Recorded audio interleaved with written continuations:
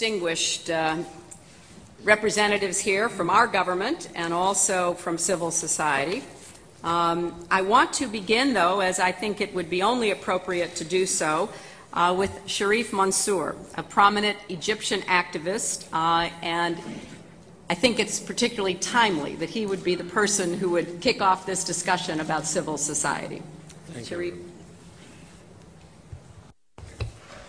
Thank you very much, Mr. Secretary, and thank you for the invite and for your kind words today.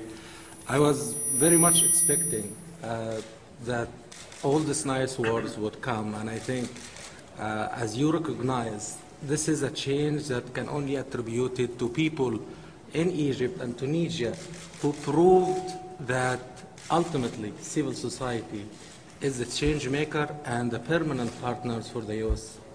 On the long run. I think I was very happy to listen, to hear from you that U.S. foreign policy do not have to choose between oppressive governments and the aspiration of the people. And I think in order for this dialogue, which we're starting today, to be effective, I think we should look back, recognize the mistakes of the past. And let's be honest, the record of the U.S. foreign policy on Egypt and on Tunisia is not very good. I think what we've seen over the last 30 years is that the U.S. have had very biased relationship with complete support for the governments of those countries without enough leverage for civil society. And I can mention a few facts for the audience.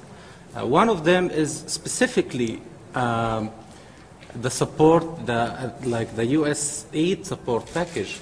We've seen in Egypt, civil society over the last 30 years, the amount of civil society fund did not exceed 1%. And specifically over the last 3 years, where there were a lot of dissent and people were advocating for reform and they were preparing for election, the State Department actually conceded to pressure from the Egyptian government to cut down funds for democracy and to make it only available for government-approved NGOs. I think from now on we need to hear it clearly from State Department that should never happen again. Government recipients of foreign aid should not control U.S. aid money and should not decide what the civil society should do or are able to do. I think also, I'm reminded with a conversation that when I first hear the word civil society, which in Arabic means Mujtama Madani, I heard it for the first time from my previous boss, who's a democracy activist, Dr. Sa'ad-Din Ibrahim. And when he first said the word in front of President Mubarak, and let me say that clearly, former President Mubarak. President Mubarak interrupted him and said, so what's wrong with military society? And I think that shows that this is how these people think. And of course, Dr. Sa'ad-Din Ibrahim went to explain that they are not mutually exclusive and that civil society is the best guarantee for the stability of the country. But I'm reminded now that this is a conversation that I'm actually having to do right now, is that Egypt have a military government and have civil society who's advocating for reform. And I think from now on, the U.S. foreign policy should be clear about their support, not just morally, financially as well. I'm hoping to see a formalized instruction from the U.S. to its diplomat across the world to say that civil society is not just an afterthought. Civil society are equally important in terms of building partnership and future of the countries that we work with. I hope you take my remarks in good sense. I know that I'm being critical, and I think it's important, if we want to move forward, to look back, recognize our mistakes, and ensure they never happen again. Thank you so much.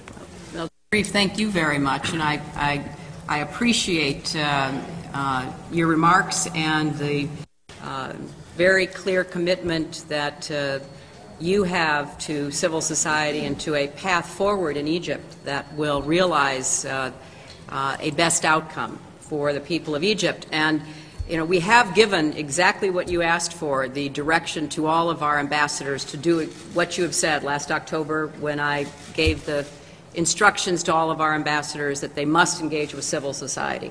And it is sometimes quite hard to do that, you understand. And we will have to keep working for ways to be more effective in how we approach civil society, depending upon the country and the conditions that we find. But the general policy, the general policy is exactly as you have offered. It must be that we engage with civil society as well as governments, and where we can, try to bring the two together.